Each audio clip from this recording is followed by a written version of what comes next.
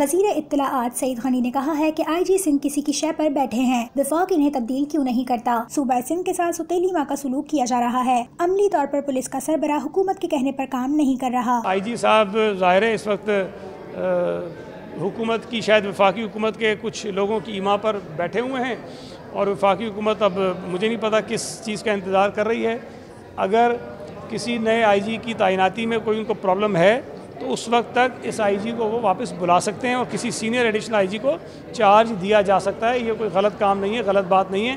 लेकिन इस वक्त ये हो रहा है कि अमली तौर पर जो पुलिस का सरबराह है वो हुकूमत के किसी कहने में नहीं है और इस वक्त पुलिस जो चल रही है वो बस या तो वफाकी हुकूमत के बीच में लटकी हुई है या किसी की ईमा पर चल रही है। जो बात मैंने कही थी, शायद कोई इशारा है कि कदम बढ़ाओ करीम हो, हम तुम्हारे साथ हैं। किसी सूबे का अगर कोई और IG या कोई और ब्यूरोक्रेट इस किस्म की तकरीर करे कि मैं इतनी आसानी से नहीं जाऊँगा तो तरक्की लेके जाऊँगा, तो मुझे नहीं पता कि उस सूबे के चीफ मिनिस्टर का या वज़ीर आज़म का क्या उस पर रद्द-ए-अमल आएगा। लेकिन चूँकि ये सूबा सिंध है, सौतेला है, हमारे साथ रवैये लोगों के मुख्तलिफ हैं, वफाकी हुकूमत के रवैये मुख्तलिफ हैं, तो यहाँ सब जायज़ है। चाहे IG खुद दादागिर बन के वफाकी हुकूमत को और सूबाई हुकूमत को क्यों ना वो अंगूठे दिखा रहा हो। मीडिया से बातचीत करते हुए सईद गनी ने कहा कि वज़ीर आला सिंध सूबे में जारी तरक्याती कामों के सिलसिले में इस्लामाबाद में मुलाकातें कर रहे हैं। इनकी जहांगीर तरीन से मुलाकात का इल्म नहीं। सईद गनी ने कहा कि PTI की वजह से आज अवाम मुसीबत में है, कोई तबका सुकून से अपनी जिंदगी नहीं गुजार रहा। उन्होंने कहा कि नैब PTI के लोगों को छोड़कर सेनेट के लोगों को पकड़ रहा है। MQM के साथ बातचीत होनी चाहिए और उसकी वजह यह है कि वफाकी हुकूमत ने अपनी नालायकी और नाअहली की बिना पर इस मुल्क की मईशत का जनाजा निकाल दिया है। इस मुल्क के हर तबके का उन्होंने बेड़ा गर्क करके रख दिया है।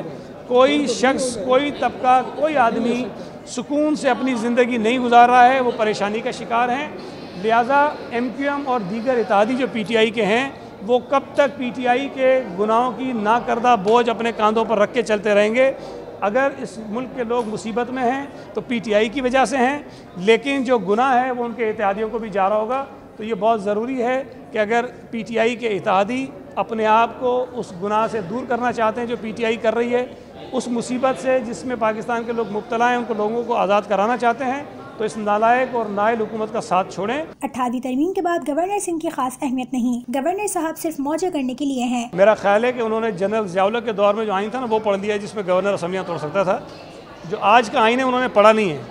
आज के आइन में तो गवर्नर अपनी गाड़ी के पेट्रोल के पैसे भी नहीं दे सकता है। अगर हम ना चाहें तो वो उसकी गाड़ी भी नहीं चल सकती, वो पेट्रोल भी नहीं दे सकता, बेचारा इतना बेबस है। गवर्नर साहब सिर्फ जो है वो मौजे करने के लिए मौजे करें, घूमे फिरें, दोस्तों से बैठें, गपशप लगाएं, बाकी इख्तियारात उनके पास कोई नहीं है। आइन के तहत चीफ़ एग्जीक्यूटिव सूबे का वज़ीर आला होता है और गवर्नर साहब एक सिंबॉलिक एक पोजीशन है। जिस तरह सदर पाकिस्तान के पास कोई इख्तियार नहीं, इस तरह गवर्नर के पास कोई इख्तियार नहीं है। हलीम आदिल शेख को आप जो नया आइन है ना हमारा, जो 18वीं तरमीम के बाद है या ज़िया-उल हक के दौर के बाद का है, उसकी एक कापी भिजवा दीजिएगा और कहिएगा ज़रा उसमें वो हाईलाइट कर दे कि कहाँ लिखा है कि गवर्नर बेचारा जो बोरिया बिस्तर गोल कर सकता है।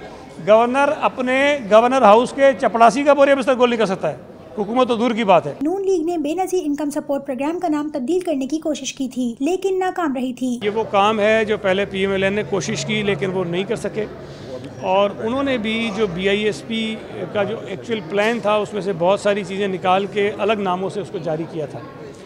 तो मौजूदा हुकूमत ने भी वही किया है कि जो BISP के मुख्तलिफ उसके पार्ट्स थे, जो उसके मंसूबे थे, उनको इन्होंने एहसास के नाम से जारी कर दिया है। एक चीज़ ज़हन में रखनी चाहिए कि बेनज़ीर इनकम सपोर्ट प्रोग्राम जब शुरू हुआ था, जब इसका आगाज़ हुआ था, तो उस वक्त पाकिस्तान पीपल्स पार्टी की अक्सरियत नहीं थी, कौमी असम्बली में भी नहीं थी और सेनेट में भी नहीं थी। लेकिन जो पहले फॉर्म्स तकसीम हुए थे वो तमाम पार्लियामेंटेरियंस जो थे, चाहे वो सेनेट के मेंबर थे या कौमी असम्बली के मेंबर थे, यकसा तौर पर उनको तकसीम किए गए थे। इस हवाले से अगर आप देखेंगे तो जो मेजॉरिटी ऑफ फॉर्म्स थी वो पीपल्स पार्टी की मुखालिफ जो सियासी जमातें थीं उनके लोगों को गया था। तो इससे ये तासुर देना कि पीपल्स पार्टी ने अपने लोगों को सिर्फ फॉर्म दिए, वो गलत है। कोई भी हुकूमत अगर इसका नाम बदलना चाहती है तो उसको उस कानून के अंदर तरमीम करके नाम बदलना होगा। ये जो ड्रामेबाजियाँ करके मुख्तलिफ तौर तरीके इख्तियार करके शहीद मोहतरमा बेनज़ीर भुट्टो का नाम जो पता नहीं क्यों उनको इतनी तकलीफ दे रहा है, उसको ख़त्म करने की कोशिश कर रहे हैं, ये किसी सूरत भी चेंज नहीं हो सकता।